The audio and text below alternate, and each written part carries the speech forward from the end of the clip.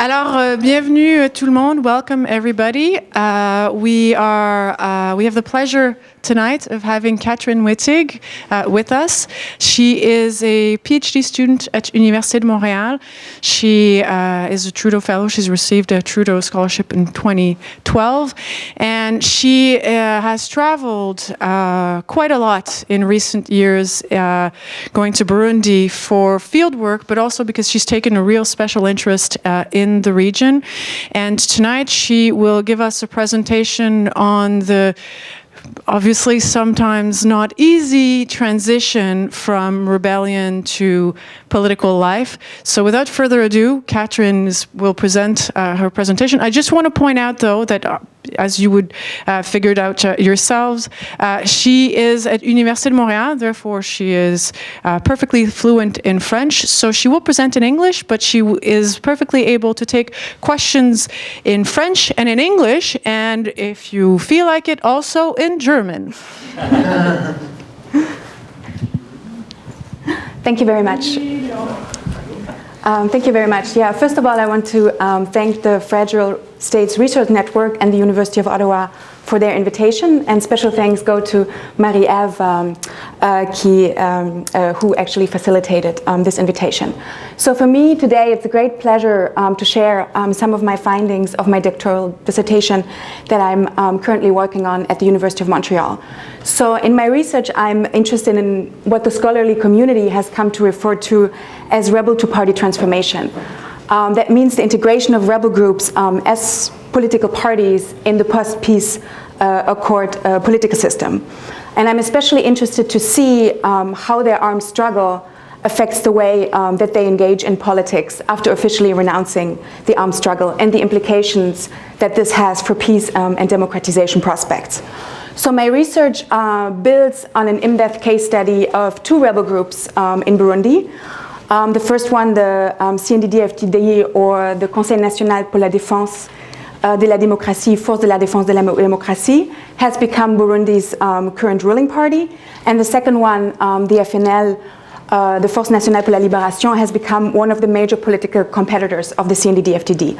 And so for me, that was an interesting starting point to be able to do an interesting case comparison between the two, and also to look at the different dynamics between rebel groups becoming opposition parties and rebel groups becoming ruling parties, because I think there's different dynamics going on. So as Marie-Ève has said, over the last 2 years, I spent a total of 9 months in Burundi, where I've conducted interviews with about 80 people, including rebel-turned politicians, but also representatives of civil society and international community. And I've also tried to do some focus groups with male and female ex-combatants. And so even though the project departs from a case study of Burundi, what I'm going to try to do today is be a little bit more general. I will use the example of Burundi, but also other cases to illustrate what I've been working on, but it's not going to be very specific about Burundi. But we can discuss this in more detail during the question and answers after. So the point of my departure from my research was the observation that since the fall of the Iron Curtain, the integration of former rebel movements into the post-peace accord political system has really become a recurrent remedy in war-to-peace transitions that stipulate a blueprint for democratization. And that was not always the case. Before the end of the Cold War, these groups, rebel groups, were often militarily marginalized and politically excluded. And if they wanted to gain power, they had to militarily win an armed conflict, as we can see, for example, in the case of the NRA in Uganda.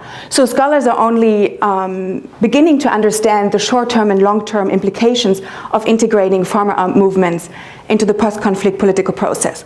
So what are we specifically talking about? This kind of gives you an overview over the different political integration provisions that the international community has been sponsoring in peace accords over the last few decades. And it's actually taken from the Uppsala Conflict Data Program. And so they actually distinguish between different political provisions. Civilian or military provisions would be another story.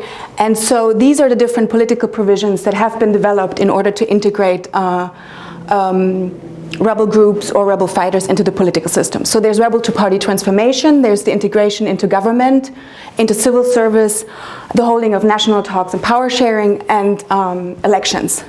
And so what is interesting about this graph is really kind of like the shift between the before and the after the Cold War. And so these political provisions become much more prominent after the Cold War. And so I'm looking at one of these provisions, which is the rebel to party transformation provision in peace accords. And so this is something that didn't exist in peace accords before the Cold War, but has become rather prominent after the Cold War. It's recorded in 30 peace accords around the world, which is about 16% of the total of peace accords around the world.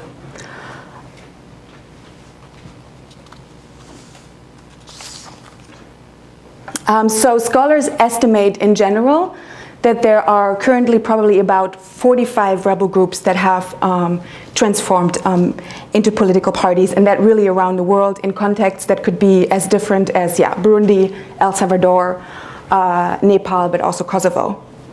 So there's really a heated debate in the literature about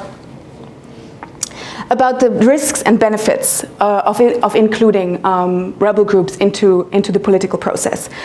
And here I've tried to summarize some of these. So the benefits definitely is that peace builders contend that the integration of former rebel groups constitutes an important tool because it creates channels of the articulation of grievances underpinning former armed movements. And so the more they're integrated, the less of a threat they're thought to pose for post-conflict peace as spoilers. And then the integration, by giving them the possibility to articulate their grievances in the political game, it's also supposed to socialize them to the new roles of the game, in the process rendering violence obsolete. So this is kind of like the pro arguments. And then obviously there's also a lot of risks attached to that, because practitioners have also advanced that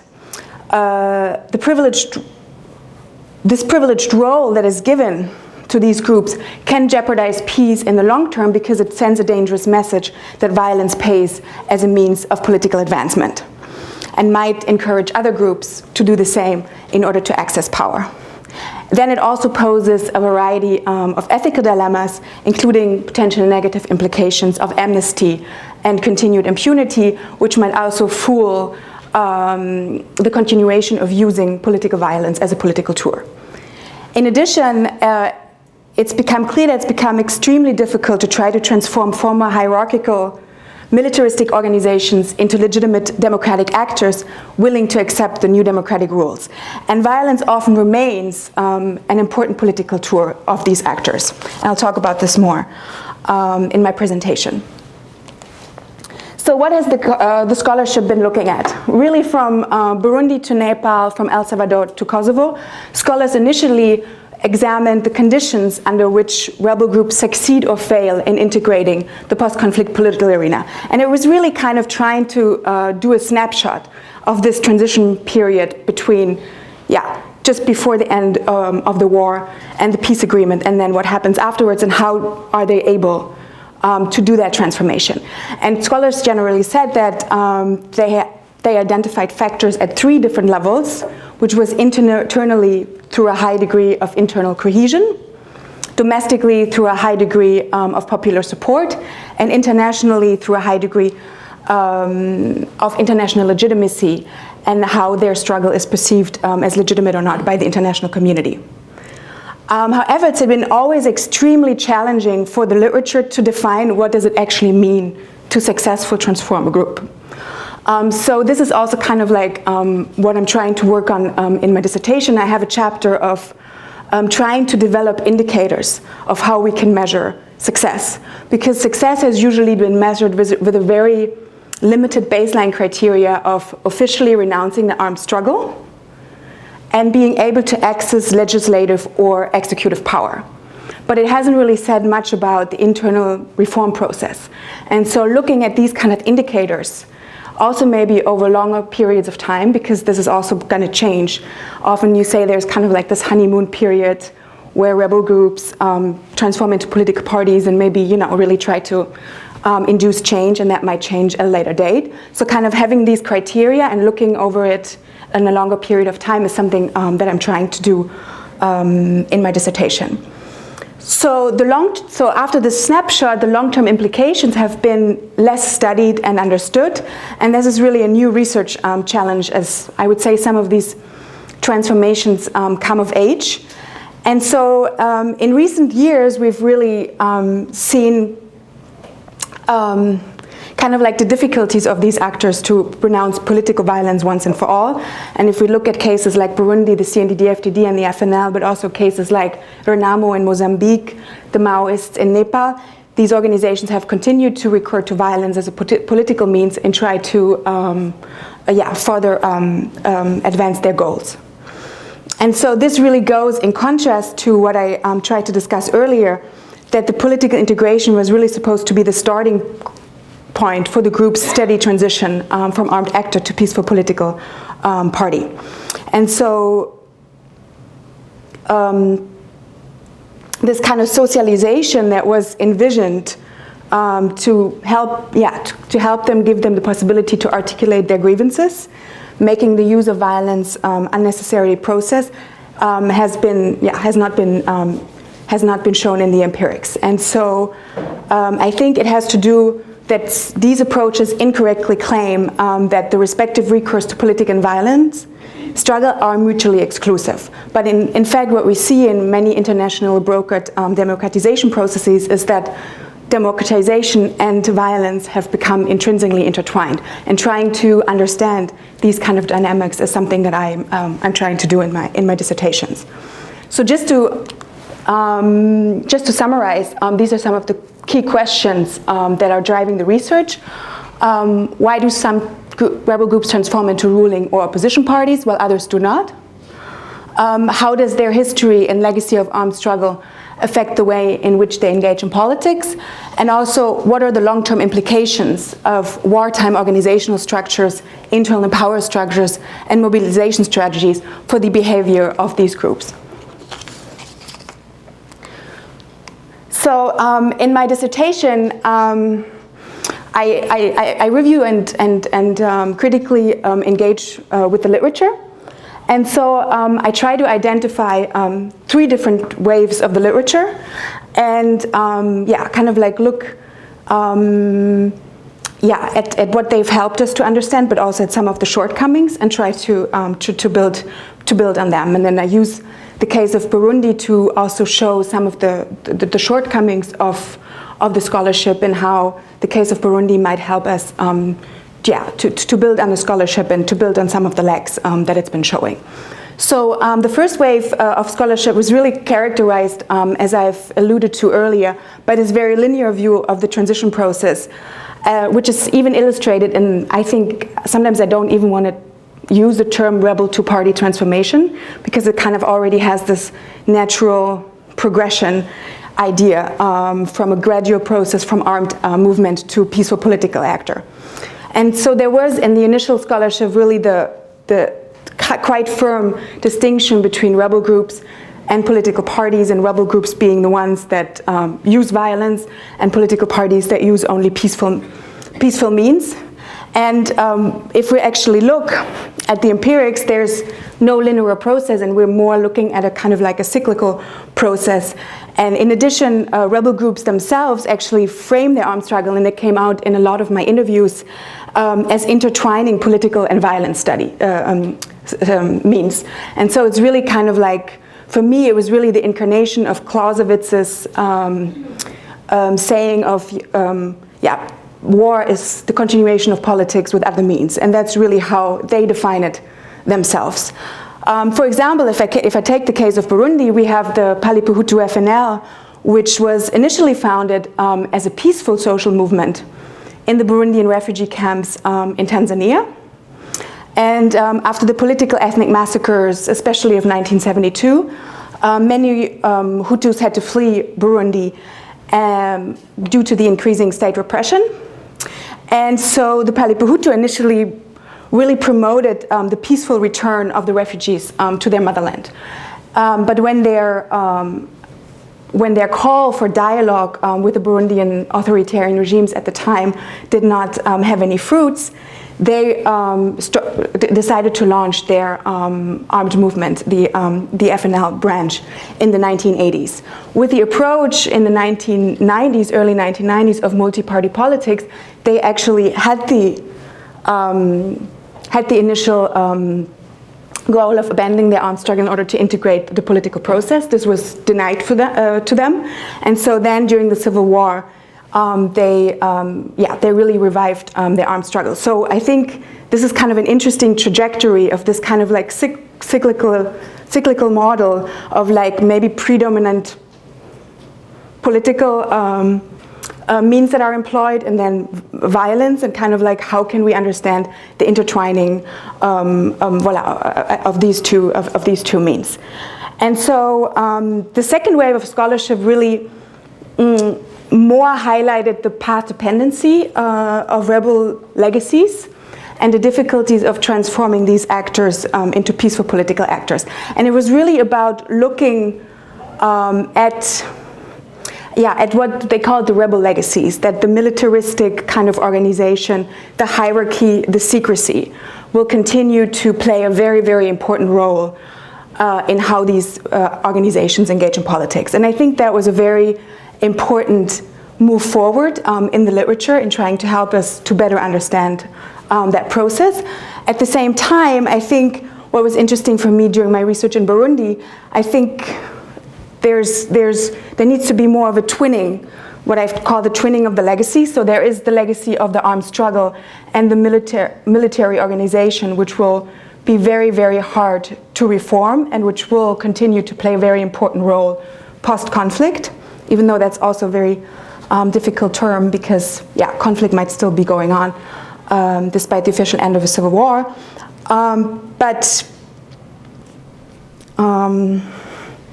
And I should not have made this little side note because I lost myself.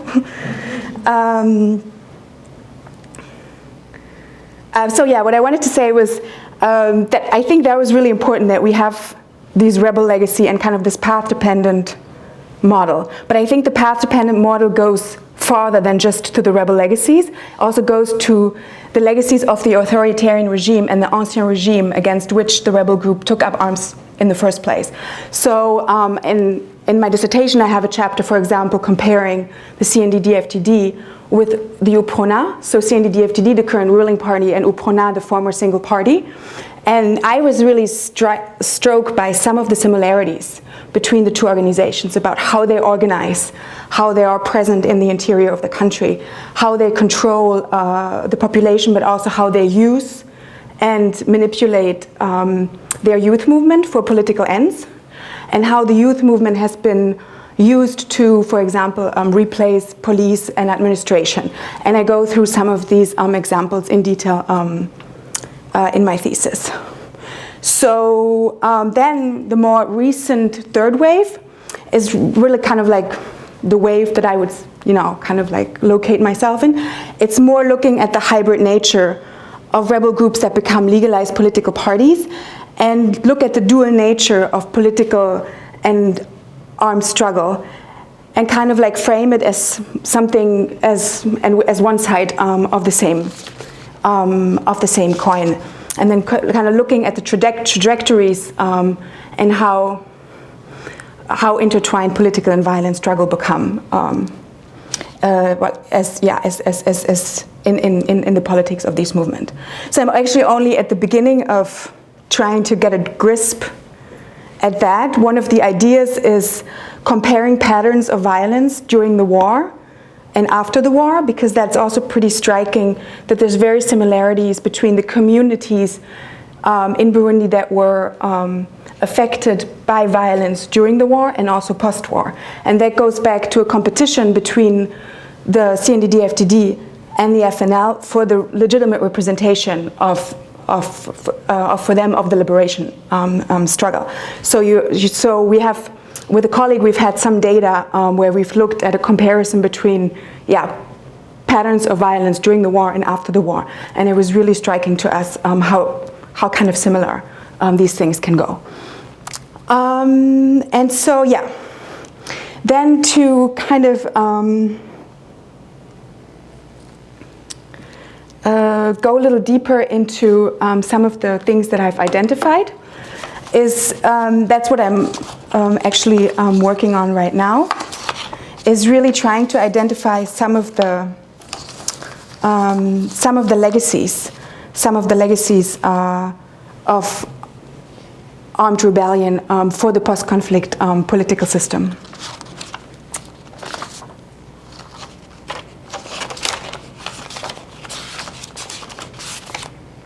Okay, and so here I've framed it as, three. I think they're, and this is also kind of an amazing opportunity to be able to share some of these ideas with you. And if you have any ideas and suggestions, I would be very, very happy. That's kind of like a first try of summarizing some of these legacies that I've looked at. So there's something that I've called the legacy of authoritarianism, and I've already kind of alluded to it because it's also the idea of looking kind of like at the twin legacy of rebellion, but also the ancien regime. And I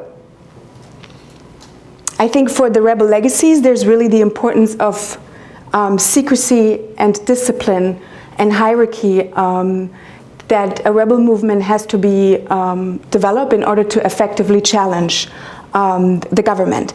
And these kind of, this militaristic hierarchical organization will have lasting consequences for the organization and for the behavior of these groups. And so, interestingly, so there's this kind of exclusive attitude that develops inside the rebel group, and despite the goal of ending I think there's the greed and grievance debate about civil wars in international relations. But for me, I think what I've mostly learned during my research is that there's really political grievances that are often at the forefront of why rebel groups take up arms. And so, kind of like interestingly, the narratives that are developed about anti-depression, anti-oppression, and we're going to be changing this once we're able to access power. And then once that access to power is actually established, how what some Marxists have called how the revolution divorces its children, and how the ideals actually become perverted in certain examples. And so I think these authoritarian tendencies are most prominent in countries where former rebel groups manage actually to win the conflict militarily, as this has, for example, been the case with the RPF in Rwanda, but also with the NRA, for example, in Uganda. But I think the recent example, for example, in Burundi, the CNDD-FDD, can also happen in negotiated peace settlements, but maybe through a slower process, because there was a negotiation and there was a power sharing agreement. And I think this will slow the process and down, because it's not a kind of like the winner takes all strategy, because there is an integration that is demanded by the peace agreement. And so for me, what was kind of striking, especially when I was, for example, comparing the CNDD-FDD and the UPRNA, and so this is something that is mostly true for ruling parties, rebel groups that become ruling parties, is how they become very similar to the very regime that they started out to fight. And so this is also something that has already been very extensively discussed in the literature, especially if we look at liberation movements in Southern Africa, where scholars have already looked at this and have found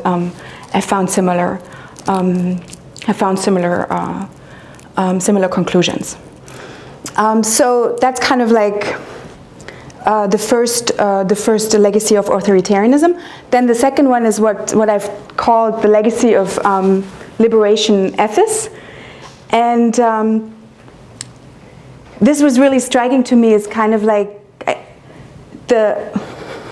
I think the authoritarian affinities are really rooted in in almost like a messianic comprehension of politics and in a liberation ethos that many rebel movements frame and perceive themselves as the liberators of the population, or at least as part of the population, be it an ethnic or a nationalistic group, who had really to use armed struggle to free the population, and that gives them an inclusiveness, almost like a righteousness and an inclusive mentality, which pushes them to marginalize other political actors, and according to their narratives, grants them the legitimacy and the supremacy over other actors. And I think this kind of liberation ethos is especially strong in organizations that have taken up arms. There are scholars that have actually looked at liberation or independence movements who've also kind of found these kind of solidarity bonds, this shared struggle, but I think it's something that becomes even hardened when the push to armed struggle came, and this tendency of exclusion is really hard to overcome. And so then the last one is the legacy of militarization. I'm not so happy yet with these kind of names. It's just kind of like what I'm going through and try to grasp right now. I think what also is interesting is that many of these groups develop long-term struggles between their respective political and military branches. And this often goes even back to the armed struggle itself. For example, if I take the case of Burundi, the CNDD-FDD was actually founded as a movement with a separate political and military branch. And so at first, Léonard Nyangoma became the head of the political movement, because he had the vision that if the rebel group would one day become a political party, they needed kind of like this political part of the movement. And then on the side, they had the military branch. But as the struggle went on, and Léonard Nyangoma really stayed far away from the battlefield, the combatants felt that they were abandoned and that the leader actually didn't really understand their needs. He was in Lubumbashi in Congo, very, very far removed. So he was overthrown, and they integrated the political and military branches. And I think this kind of tension between the political and military members have continued until today. Especially we can, is also apparent, I think, in the current crisis, in the current electoral crisis that the country has been living. And what struck me was when I talked to civilian members, but also to military members, how there was a lot of suspicion between them. And civilian members said that they weren't treated the same way in the political party than the military members. And they kind of thought that, well, once the war ends, they will all go into the barracks. That's kind of where they belong, and we have the political knowledge and know-how to be able to manage politics. And so while the military establishment kind of thought, well, we have the legitimacy because we were the ones that risked our life for the armed rebellion. And so, yeah, we kind of want also the fruits from that.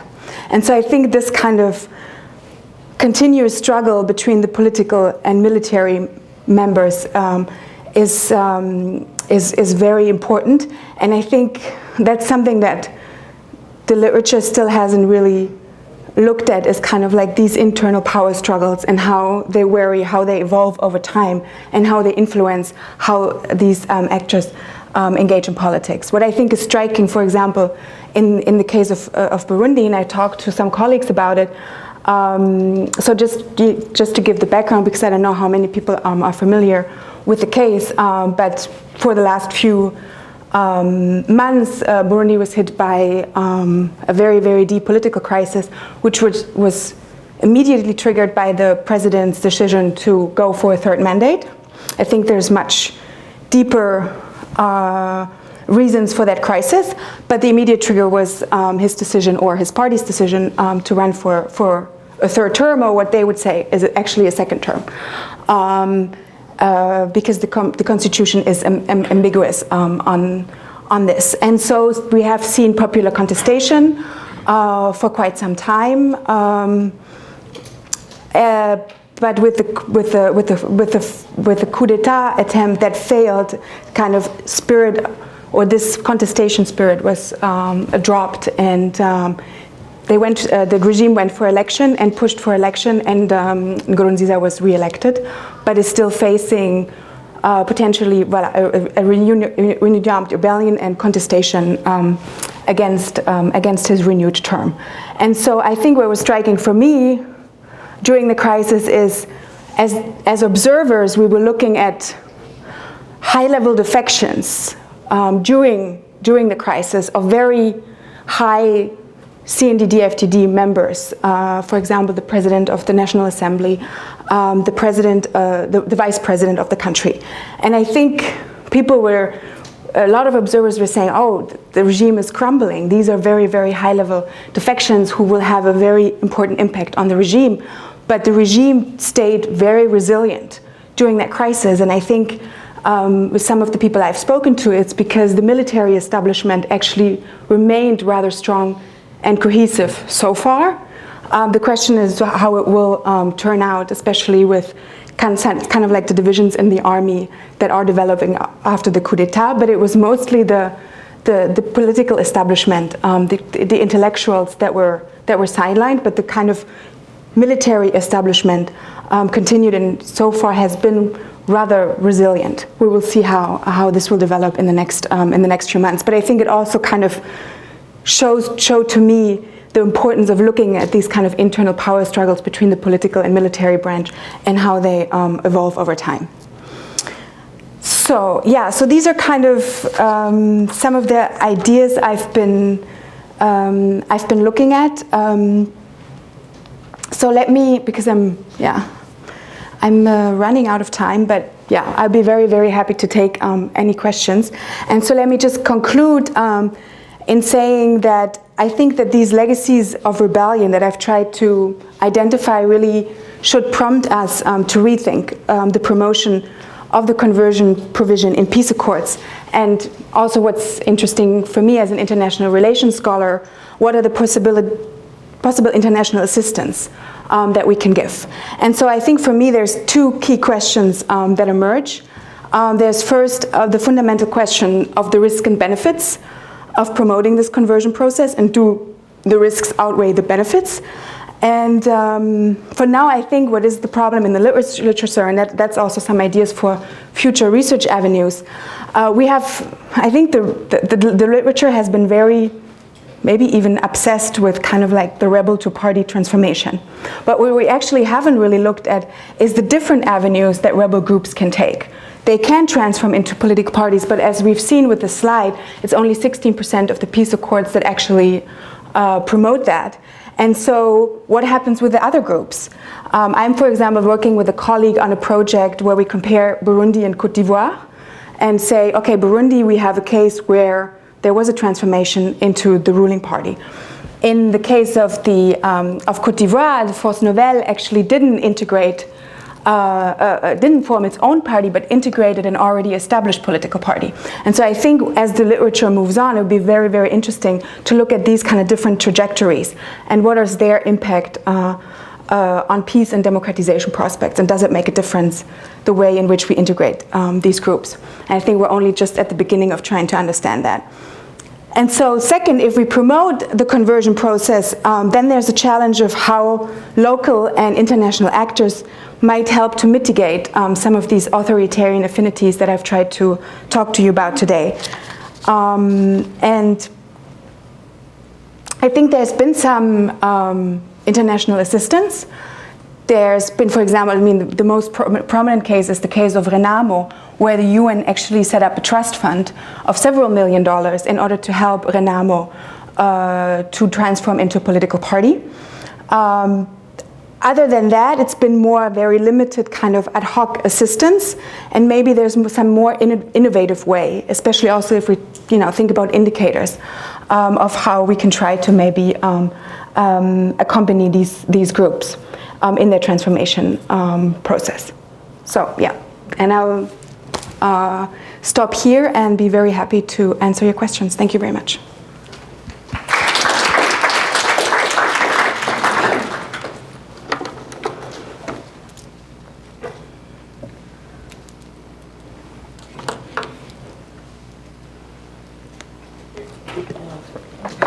Hi, thank you very much for that presentation. I'm interested in the alternatives, which you only just came to at the very, very end, because it seems to me, I have some experience in mediation exercises, UN and otherwise, and it seems to me usually people pushing a transformation, rebel to party transformation, are well aware of the risks. I think in most cases I can think of that I have any knowledge of, it's not as if people were naive, thinking, oh, this rebel group is going to put down their arms and the next day they're going to be Democrats. There's a sense that this is going to be a process and it's going to take time and there's certainly risks. But it's as if they don't, what are the alternatives? Precluding a rebel group from becoming a political party and just disarming them? Well, they'll go into politics anyway, just in other forms, right? So at the very end you said, Côte d'Ivoire shows an alternative, but of course there people went into a party. It was just not the same name. Is there a difference? So what are the options? I mean, even if you look at Northern Ireland, I mean, you have the you have the party, the transformed rebel group in politics. You'll have the same thing in Spain with the ceasefire with ETA. It's not just in, even in developed countries, you have the problem that violence was in the politics, and now when you've removed the violence, you still have the people who championed it in some other form, even if they're not in a party with the same name. Do you see what I'm saying? I mean, they don't just disappear. So what are the alternatives? And then the second question I have is, does it make a difference for the transformation? You hinted at this, so I think I know the answer, but does it make a difference if during the armed struggle, the political wing was clearly in charge? And I'm thinking of South Africa, of course, where you had the political wing always, or almost always, had control over the military wing. That's partially true in Northern Ireland, not completely true. Does it make a difference then for the transformation where the political wing was always, in the civilian side of the rebel movement was always in a strong position? Is it better to take a few at a time, or should we? Oh, I'm the moderator. You're okay. I thought you were. Oh, okay. Okay, yeah. I mean, maybe we can take a couple and then. I was going to ask just something related to the last question, Karen, and that is what is the role of South Africa been in Burundi in particular? I know they intervened militarily early part of the last decade. Are they trying to influence and shape the outcomes that you're thinking about now, including some of the things that you were talking about, promoting alternatives? I mean, how active are they in asserting their oversight in that particular country? Great question.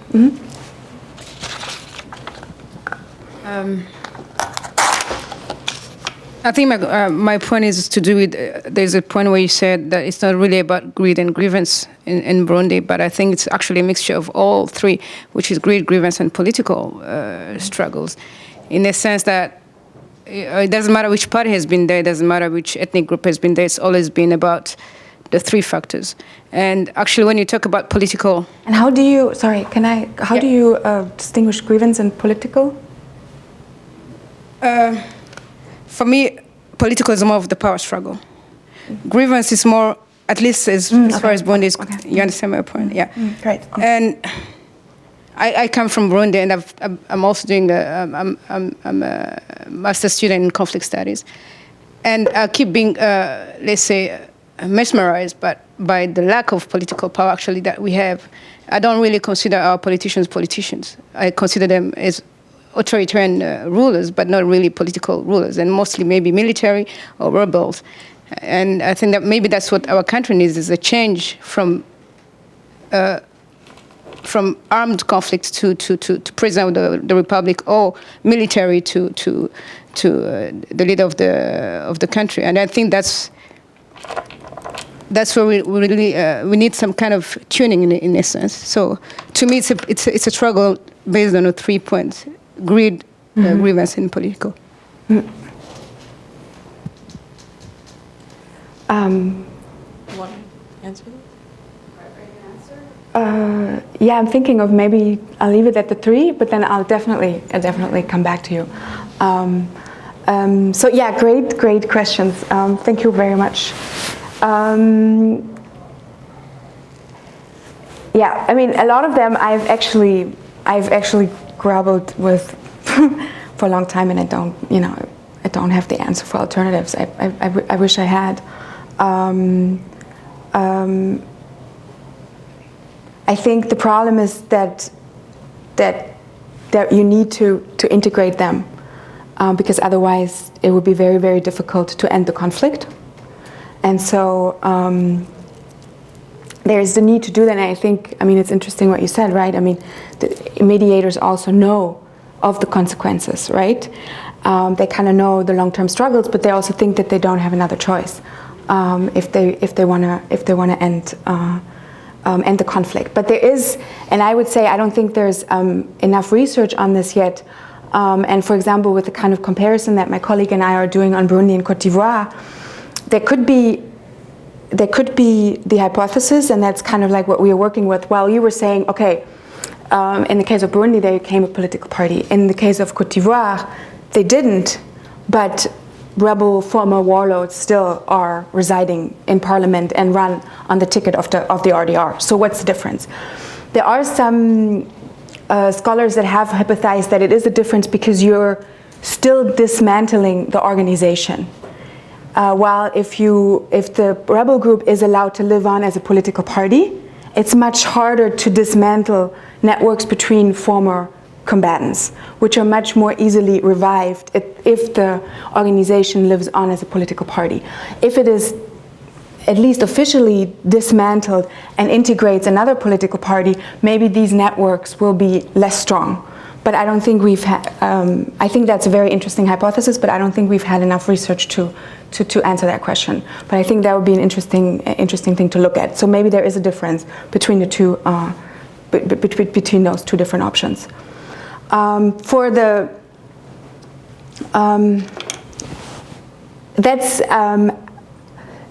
for the political versus the military wing, that's really, I think, something that's come out of the literature, a very, very important kind of hypothesis, is if the organization is rooted in a political movement, in a political party, if it had a separate political wing, then it will be much more easier to transform it into political party because we can build on these civilian political structures.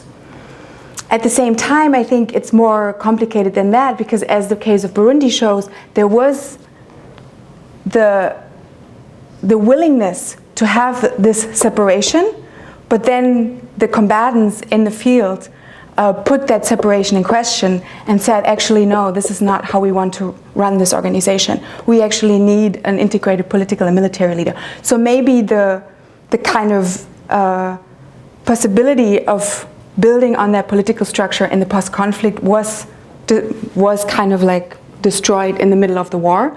And counterfactual, unfortunately, we cannot know how that would have turned out. But I think what would be interesting for the literature, and that's kind of like the problem right now, I think we have a lot of case studies, but we don't have, like, for example, a quantitative analysis at looking, okay, so if they have a separate political and military wing in XXXX countries, you know, if we take a certain number of indicators, what are the differences that we're seeing? And I think the problem also is that we're not very far in the literature yet on what these kind of indicators are. Like I said, usually the success was defined as officially renouncing the armed struggle and accessing executive or legislative power. But it didn't tell us anything about the internal reform process. How is decision-making organized? What does the role of political violence still play? How do the actors engage externally with political opposition, be it political party or civil society? And I think that's something that will be very interesting to look at in future research. Great question, John, on South Africa. Interestingly, South Africa played a very, very prominent role in the peace process in Burundi. I think a lot of Burundians would tell you if it weren't for Nelson Mandela, I don't know if Arusha, the peace accord, would have been possible. He really became personally involved and really, really, really pushed for the Arusha peace accord. There are some voices that say are rather cynical because South Africa saw Burundi as the gateway to Congo, and it really wanted to stabilize Burundi for economic interests, and I think there's a lot to say about that.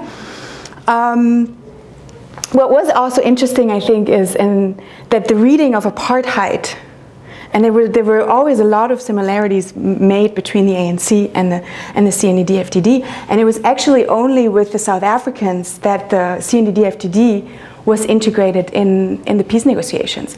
Because before, when the Tanzanians were the head of the political negotiations, they were actually saying, we only want to talk with political actors. We only going to talk to the political parties. So the CNDD-FDD and the Palipuhutu-FNL at the time were totally sidelined from the negotiations, because the Tanzanian thought that, going back to the argument that we had at first, well, if we integrate the fighters, we actually going to promote violence as a means of political advancement. So they wanted to exclude them, but it's actually then. But then the problem was that you had a peace accord signed in 2000, Arusha, but the war didn't end. And when the South Africans really integrated, they saw the CNDD actually as very similar to their own organizations, as taking up armed struggle against an apartment-like regime, and really pushed for the integration of the CNDD-FDD. So they have been very important, I think, and until today, they play a very, very prominent role. I hope that answers. And yeah, greed, grievance, and political power struggles. Yeah, I think that's also kind of what I think is really, really interesting, what you said, do we have real politicians? I think that's kind of, was one of the quotes. And so I think that's interesting, and it goes back to a very, very prominent dilemma in post-conflict countries, is that the state is the primary employer, and so the struggle for power and the struggle to access to resources becomes, yeah, in an end of itself, and not politics or the political advancement of the community, something that Max Weber has called politics as vocation. Yeah, it doesn't exist, and I think that is something that needs to be promoted. And I think the dilemma is that I think that's also something still I'm very much struggling in my research, is how much of these legacies are really due to legacies of rebellion, or how much is due to kind of general legacies. And I think there's also a lot of Burundians who are quite disillusioned with the political opposition, and they actually say, well, in the end, it's kind of like the same game, and if these guys would be able to take over, would things really change? And I think that's a very, very, very good question. So yeah. I think disarming, dismantling of the political body, and timing are very important when it comes to these conflicts. Now, the earliest rebel sort of success story that I can think of was the American Revolution, 1776. So rebels completely, stood up against the British rule, and now they are the most powerful country in the world, or one of the most powerful emerging countries in the world. When it comes to the Burundi example, your research focuses obviously on African countries. I'm comparing it to the research I do, which is mostly Middle Eastern countries post the Arab Spring. Mm-hmm. And the themes are strikingly similar. And it's this idea, I think, and to answer to this, what I'll be saying is from the international community and from the local population, the idea that, okay, we have rebelled, when is democracy going to come in? Well, the American Revolution took place 1776, right? And it took more than decades, it took centuries to sort of reach this pinnacle, reach this point where they're at. So I think it's this view that the international community is like, okay, you guys have rebelled, let's go disarm, in the American Constitution, they still have the right to bear arms, and we're talking about, regular citizens. So why do we have this expectancy that let's go drop the guns, get your work together, get an order, and become a democracy within night and day? Now, whether it's Burundi, whether it's Iraq, whether it's Syria, I think the international expectation is too much. And do you see that in your research? Because I see it in my research. This expectation that we come in and we dismantle a political entity that should remain at some point and slowly integrate it into a new democracy. Again, I use the Iraqi example where you dismantle and the de-Baathification that the Americans introduced. You destroy the political, you annihilate the political body, and then you have unemployed people. You will get more rebellion. You'll get more insurgency. So it's no longer even political rebellion, it's insurgency. And other countries will get involved. So should the international community have realistic expectations that, yes, the Burundi is changing its political choices, the politicians are changing, but don't expect it to happen within a year or a decade or even 2. Be realistic with your timeline.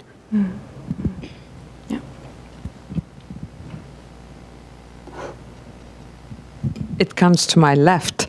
Thank you, Kattrin. So I will ask a question which is a bit a corollary to the last one, which is that you alluded fleetingly to development assistance during your presentation.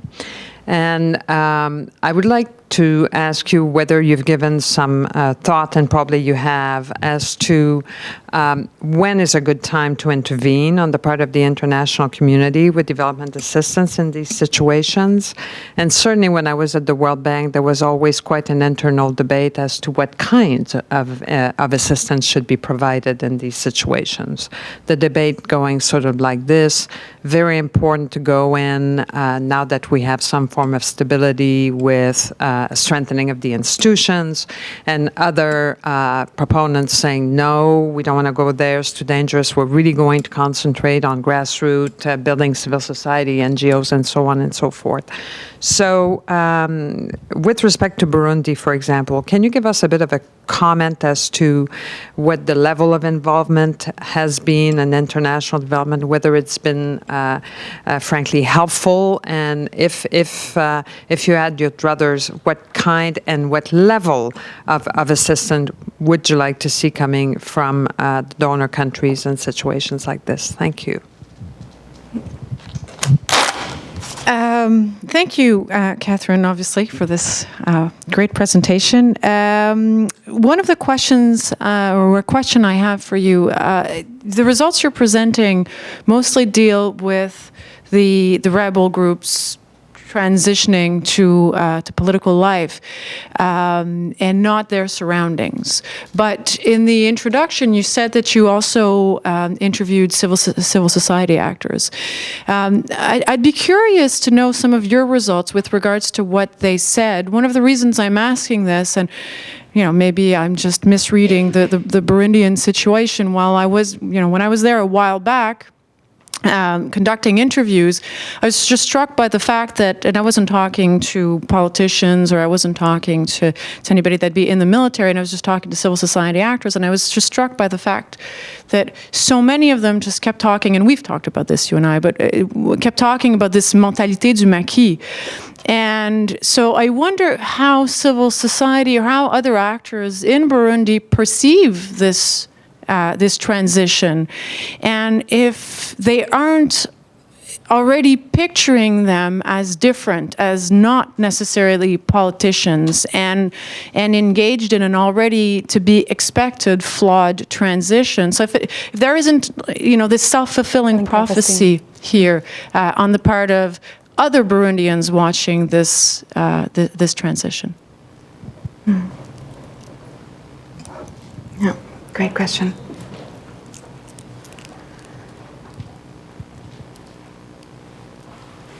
Hi, Kattrin.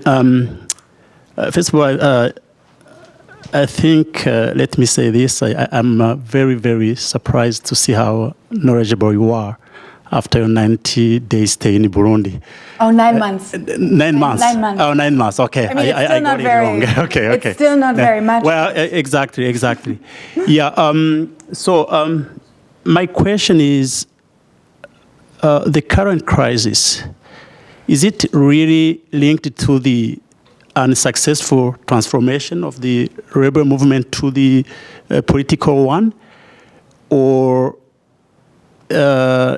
is there any other explanation you can really provide for the current crisis other than the unsuccessful transformation of the CNDD from a rebel group to a political party? And the second, I think some of the approaches or the paradigms you may find in the literature may prove inadequate when you are analyzing the situation in Burundi. Especially, I was very, very pleased to hear you saying that there are similarities between the UPRONA and then the CNDD, at least the way they practice politics. And yet, the background is not the same. So I think there is something wrong there. If you reach the same conclusion, while analyzing a rebel movement and another one which was purely political party, and they reached to the same conclusion in terms of the how they practice politics, I think there is something you should look at. And thirdly, I don't know if you had a chance to look at how the CNDD before coming to power, before coming to politics in Burundi, how was the system of governance within the party? Was it democratic or was it undemocratic? Because for me, as David said, we tend to put a lot of, to have a lot of high expectations. If the party, while in the bush was not democratic, why suddenly it will become democratic? I think there is also a need to have a look at how the governance system is practiced within the rebel movement before it actually comes to power. And lastly, I think the role of the army in general, the role of the military in the governance in Africa is something you should look at. For me, whether the political party today, the CNDD-FDD, is closely linked to the former FDD, and the UPRONA linked to the former military. I think there is a need to look at the role the military is playing in the politics in Africa in general, in order to reach some variable conclusions. Thank you. Wow. Wow, these are all like amazing comments, and I'll try to respond to them, but I probably won't do justice. Yeah, I mean, I'll also, be here after the talk, so I would love to talk more about it. Okay, I'm going to start with the last. Can you remind me your name? Sorry, Patrice. Yeah. No. Pacific. Oh, Pacific. Sorry. Pacific Maniarakiza. I'm sorry. I didn't want to suggest that the current crisis is related to unsuccessful transformation. That's not what I wanted to suggest. What I wanted to suggest is I think that the current crisis could be an illustration for some of the power struggles that go back to the rebellion between military and political branch. And that could maybe help us to understand the crisis. But I didn't want to take it as an indicator. What I think, though, I think it's always interesting how people talk about the mandate, and it's about the mandate. What was really striking to me when I was in Bujumbura during the beginning of the demonstrations was that the grievances that the people were singing on the streets were much more, they went back years and years ago, and it's an accumulation of frustration that has been going on, especially for the youth that has not had the kind of opportunities that they've been hoping for. And it's kind of like, I think it's rooted in in a mismanagement of economics. And so, but I didn't want to suggest that I think it's an indicator for successful and for successful, but I think we could take it as a case study to try to look at how can we understand railroad to party transformation. And then, so your second question, I'm just going to say that you're putting the thumb right there where, like, I think this is one of the most important challenges that I've had during my research, is how can we actually distinguish between rebel legacies and authoritarian legacies more broadly. For example, the influence on Ancien Regime. I think it's both, and it's a mixture of it, but how can we conceptualize it? I'm still really kind of grappling with, right? And it's also a little bit going to some of your comments. People talk about réflexe du maquis. At the same time, I think, for example, the 2010 elections also illustrated a winner-takes-all attitude of all political actors, right?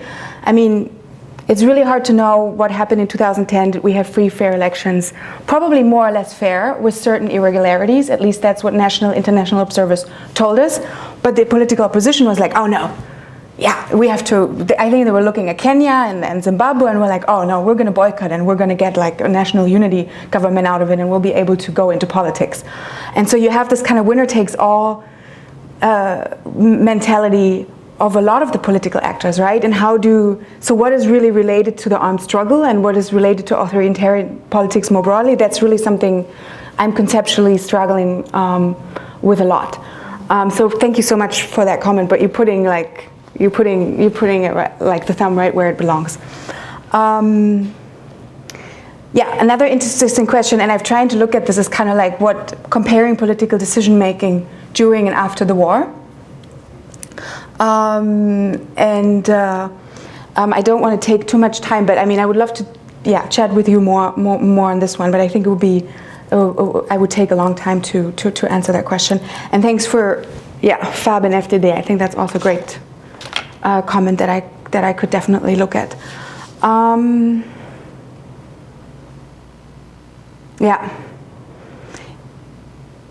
Yeah, I think I've kind of partly already answered your question. I think you're right. I think if you hear the political opposition, civil society saying mentalité du maquis, it's kind of an easy critique, right? And would they really do things differently? Goes back to like what kind of how can we create a political elite that's more interested in the common good than and it goes back to conceptually. I think I'm still kind of struggling with how do we distinguish between those two legacies. Developmental assistance, Marie-Lucie, thank you so much for that question.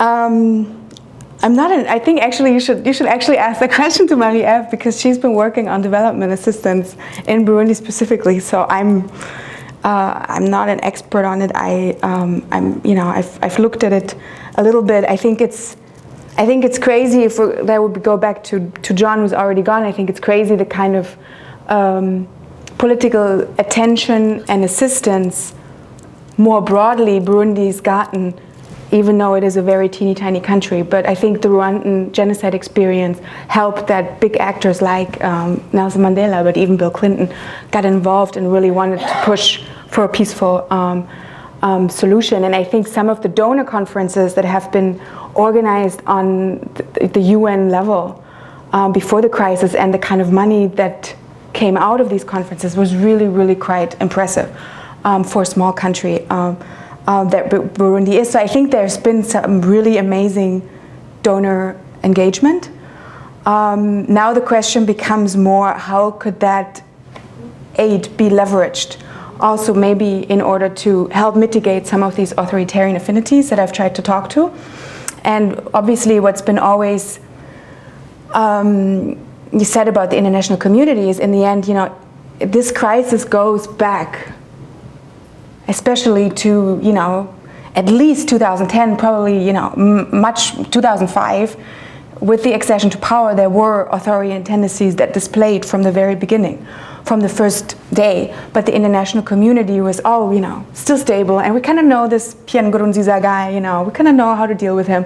Who knows, Rwasa, this other rebel leader, everybody was also always kind of like scared of him. Who knows how we're going to deal with him? So I think for a very, very long time, the international community kind of put stability first and didn't leverage as much as they could have, right? But it's hard because it's always this, you also don't want to, it's always this very intimate, delicate game between, not pushing the government too far away, but still also using the leverage. But I think the leverage hasn't been used in the past like it could have, and we're seeing what's happening in Bujumbura right now, which is some of the sad consequences of that. I'm unfortunately. But I think that is a very, very, very interesting research project, like looking at the development assistance and the leverage and what kind of influence that can have. And so, yeah, thank you. I think you're totally right. I think we have unrealistic expectations. And if you look at the history of Europe and how long it's taken European countries to develop democratic institutions, start with political parties, the kind of, cleavages between left and right. I mean, this took centuries, and it was a very, very, very bloody struggle. I think Barrington Moore says that Western democracy has behind it a very, very violent struggle, and I think we forget that too often today when, quick elections need to be organized, and these guys should just change from one day to the other. So I think you're right. If we remind ourselves of cases like the American Revolution or Europe, we already know that this is a much more complicated issue. And unfortunately, I'm not a historian, but I think that's also an amazing research project at looking at some of the similarities that European countries went through centuries ago, and what, for example, African countries go through today, or maybe Middle Eastern countries. Are there similarities? Can we learn something, or are these like totally different processes? I think that would be also really interesting. So, yeah. But I would love to hear more about your research, because I don't know much about the Middle East. But if you're having similar themes, I think we should chat more.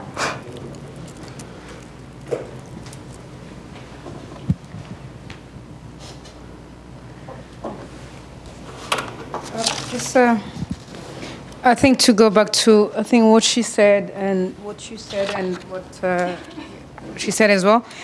I think the problem maybe it's not a problem.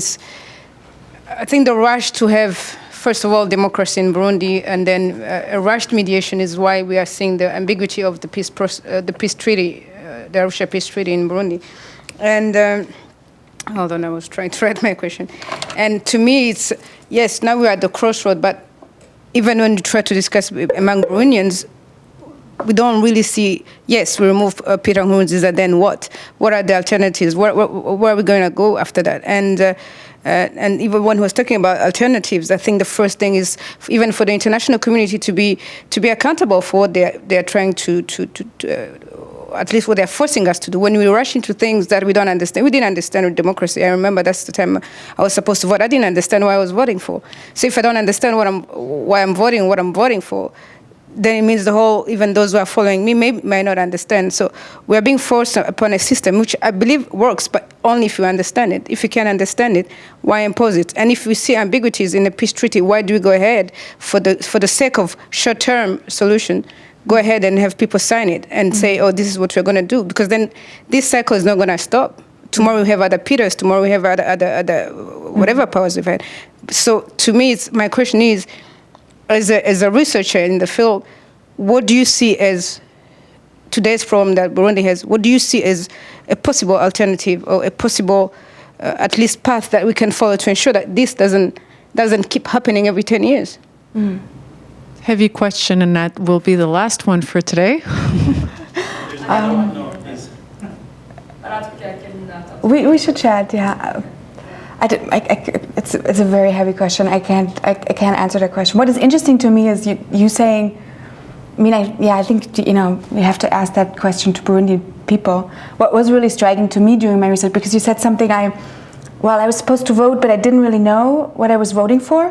What was striking to me when we did interviews with ex-combatants in the countrysides, and we asked them, what does peace mean to you? What does democracy mean to you? And I was stroked by the very, very specific ideas that people had about, what democracy means to them, and how they also said that historically, if you look, for example, at the institution of the Bashinganhahe, that this was kind of a nucleus of democracy, and that pre-colonial society had these consultation mechanisms, and this is something that came. I mean, then the question is like, what is that really the Western democracy that we're promoting, or is that like kind of an indigenous model? But it was what I was struck was really about it's about freedom of expression, freedom of assembly. And I remember this one interview with an ex-combatant who was like, it was actually during the affair of Kiliba Andes, when the current ruling party was accused of arming ex-combatants in Congo. She was talking to me, and she told me some of the things that she'd heard inside the party, and she was like, I'm really happy I can talk to you, I'm really happy I can share that with you, because I don't think it's right what's going on, but I can't call the media because I would put myself in danger. So I feel like it was really interesting and very, very impressive what kind of ideas are people have, and so it would really be to the Burundian people to decide what kind of model they want to follow. Okay, well, once again, thank you to CIPS for inviting Kattrin here. And Kattrin, great warm thank you.